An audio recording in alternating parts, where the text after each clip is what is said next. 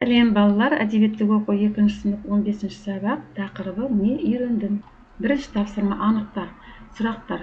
Зиянды ойындарды ойнаймын деді. Дұрыс емес, себебі зиянды емес, пайдалы ойындарды таңда.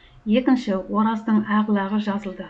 Дұрыс, мәтін бойынша Ораз лағын емдеп, ол жазылып кетеді. Кәрім Абай атаның үйін нағыз сахараның ақ күмбезі деді. Дұрыс, Мұхтар Әуезовтің Жидебайға келгенде айтқан атақты сөзі Кәрімнің мәтінінде қолданады.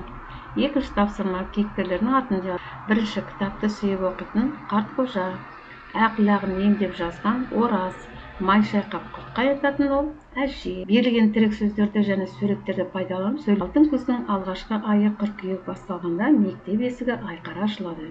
Мектепке бет алған балалардың жүзі жайнап, көңілдері көтеріліп тұр.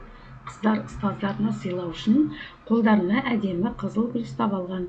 Мектеп ауласында көк көйлек киген оқушылар бір-бірімен қауышып, мәре-сәре болды. Үшінші тапсырма берілген тірек сөздер және суретті пайдаланып сөйлемдер құра.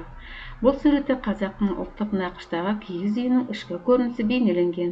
Киіз үйдің ортасына кітап пен қауырсын қалам қойылған, аласа дөңгелек үстел тұр. Қазақ халқы киіз үйге келген қонақтарға шипалы қымыз бен дәмді айран ұсынады. Киіз үйдің керегесінде қазақтың қасиетті аспабы 3 шекті домбыра ілулі тұр. Үйдің еденіне өрнектері көз тартатын әдемі қызыл күрең кілем төселген. Балалар, сабағымыз аяқталды. Назарларыңа рахмет.